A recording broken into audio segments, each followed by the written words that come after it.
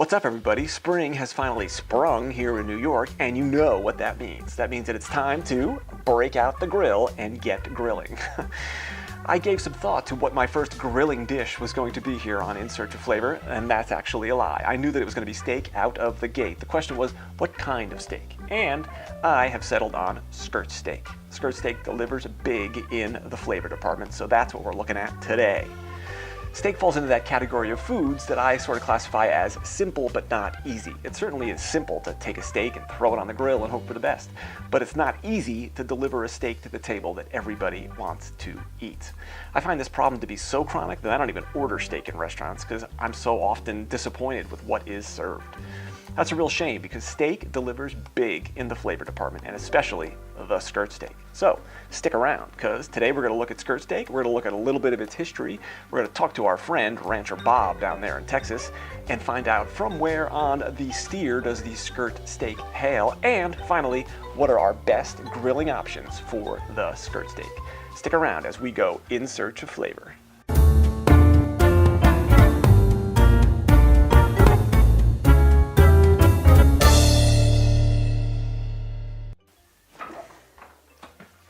Skirt steak may be really popular today, but that wasn't always the case. It wasn't too long ago that butchers would have taken the beloved skirt steak and thrown it into the pile of meat bound for ground beef. That's a real bummer when it comes to all that skirt steak that was wasted. But the more astute butchers kept it for themselves and brought it home and cooked it up. It wasn't until the popularity of a little Tex-Mex dish known as fajitas hit the scene that the skirt steak really became popular.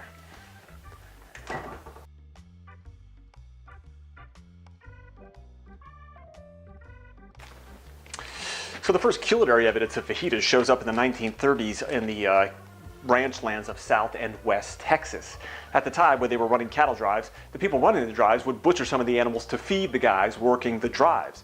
There were parts of the animal that were considered inedible, including the head, the entrails, yum, and a little diaphragmatic muscle known as the skirt steak. They would take these inedible parts and throw them to the Mexican cowboys as part of their pay. These clever cowboys chopped up the steak and created the first version of what we know today as the fajita. The fajita pretty much remained a dish in the Southwest until the mid-1990s, when a couple of Tex-Mex and Mexican restaurants popped up and started offering it on their menu. The popularity was such that it spread across the country, and as we all know, today you can pretty much go anywhere in the country into any eating establishment and order fajitas. Typically made with beef, but you can get them with chicken, shrimp, and other various meats. We have the original lowly fajita to thank for the popularity of skirt steak. The skirt steak certainly is an interesting looking piece of meat. It certainly doesn't look like any other steak that we think of when we think of the word steak. You know, I get an image in my head of a tenderloin or a porterhouse or a New York strip. This looks nothing like that. So it makes me think to myself, if I stick this on the grill, should I cook it the same way that I would cook those kinds of meat? Interesting question. And I think for the answer, we should turn to our friend Rancher Bob down there in the In Search of Flavor ranch down in Texas. Let's go. Well, hey there, Eastwood. How are things up in the big city? Great, Bob. Listen, we're up here preparing some skirt steak, and we want to know how best to grill it and where exactly on the animal does it come from. Well, doggy, you sure are stepping up from meatballs, ain't you there, Eastwood? Come on, step into my office. Your office? Yes, sir, Eastwood, pay attention. We're going to go over a little bit of steer anatomy. Bet you didn't expect that today. Okay, so the skirt steak comes from the area of the animal called the plate right here. It's behind the brisket and in front of the flank. It's really broken down into two cuts, the outside skirt and the inside skirt. The outside skirt comes more from the brisket side of the cut. It is mostly sold to restaurants, and you generally don't find it in your Mega Mart. So, when you go to buy skirt steak, chances are what you're getting is inside skirt, which is closer here to the flank. Both these cuts are really, really tasty.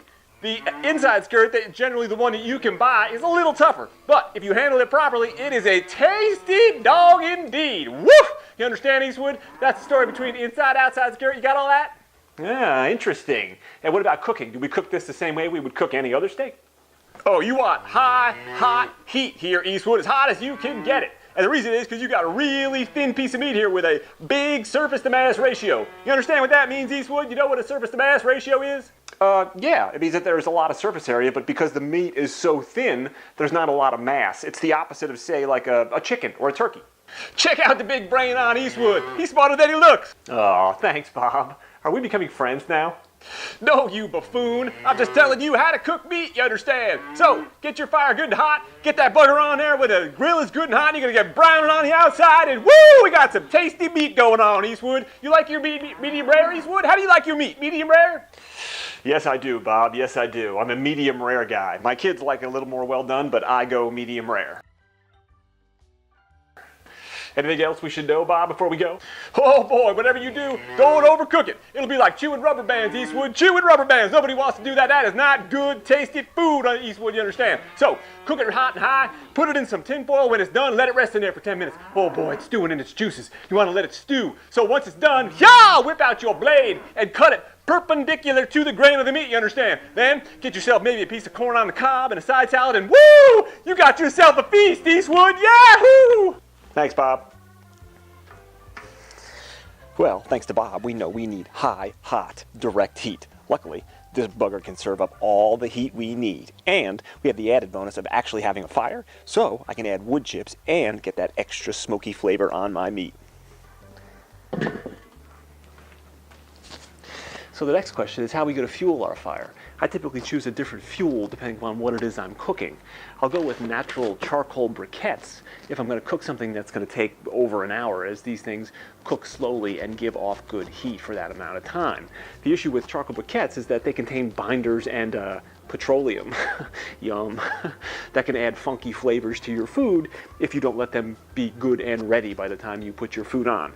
The other downside to charcoal briquettes is the fact that you can't really add fuel during cooking time, again because of those funky flavors that it may add to your food. That being said, I do use these guys when I'm cooking a big hunk of beast, whether it be a turkey or a leg of lamb or whatever it might be.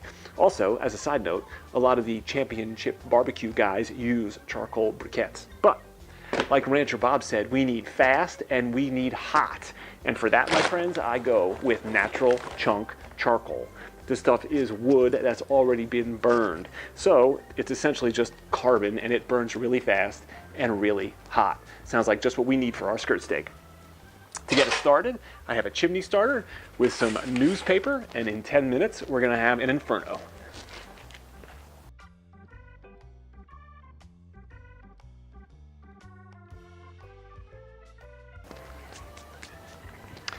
It probably goes without saying that you should have a fire hose or fire extinguisher close by if you are smart.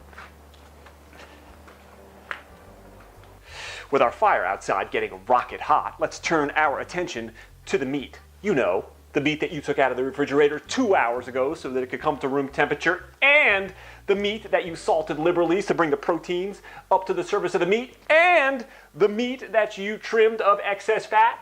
Yes, that meat. I usually make two different kinds of skirt steak when I make my skirt steak. One, just seasoned with a little bit of kosher salt, and the other, I treat with a little bit of a magical rub. Let's look at that rub now, shall we, Smithers? Okay, so for our rub, we have 3/4 of a cup of ground espresso. We have 1/4 of a cup of stevia or sugar, whichever you prefer. I like to use stevia. A tablespoon of garlic powder, 1 tablespoon of cinnamon, 1 teaspoon of cayenne pepper, 1/4 teaspoon of ground cumin, and a tablespoon of ground black pepper. I just take this and mix it together with my hands. Once we have it mixed, we bring the meat to the party. And I'm gonna only do 3 of these guys with the rub. I'm gonna leave 1 plain with just the salt. And we just lay it on.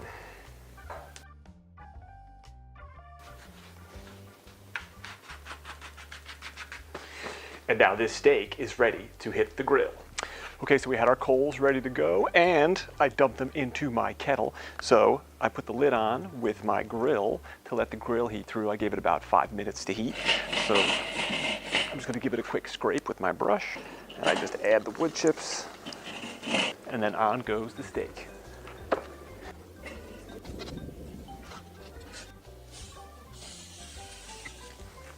Put the lid back on. It set your timer for 2 minutes.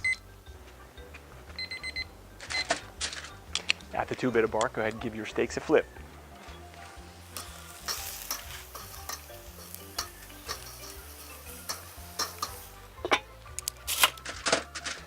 And you guessed it, another 2 minutes. And let's check our steaks. And I say these guys are done. Time to evacuate the grill.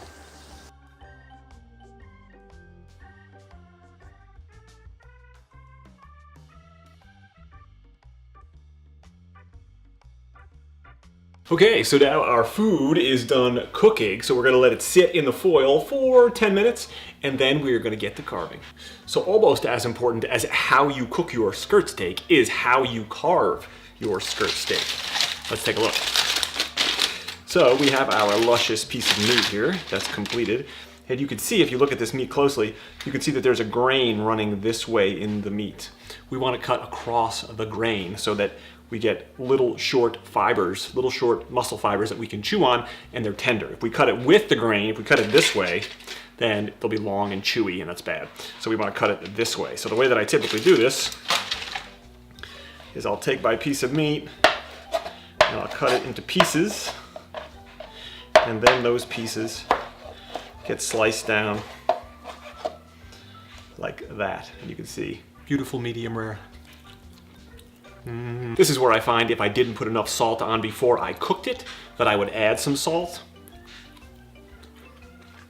This tastes just fine.